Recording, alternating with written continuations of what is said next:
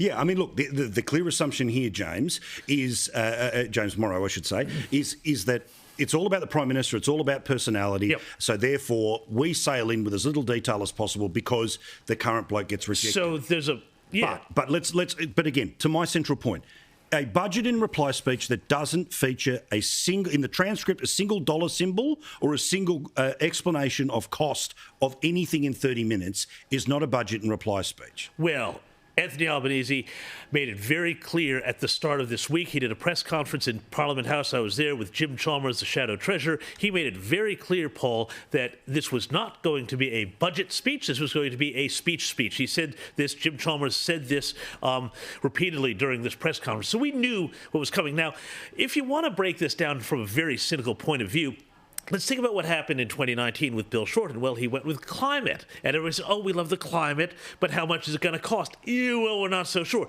Now, aged care is focus tested. Well, no reason why it shouldn't, by the way. Everybody thinks aged care is a disgrace in this country, and it does need to be fixed. However, the cynical thing now is that people are going to say, well, how much does it cost? And he'll say, well, what, you don't want, old people to have good food? You can see what he's doing. A couple of more points just very quickly on this. There was a line in there where we talked about structural reform. Well, where is the structural reform in here, and how is this going to be paid for? You can see those stage 3 tax cuts going out the window in 2024.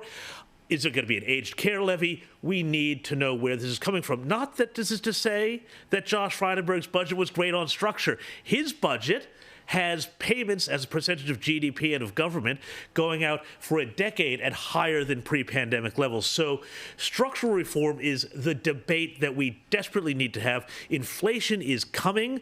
Higher wages are just going to push that higher. We've got so much pressure on the employment market already. That's going to happen. We're not talking about the big issues. We're just having this little fight about who can seem like the nicer bloke. It's not going to work for Australia. Yeah, I mean, Senator, again, you're trying to, this bloke's trying to go for a job interview.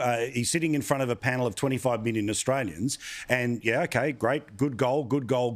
How are you going to achieve it? I'm not going to tell you.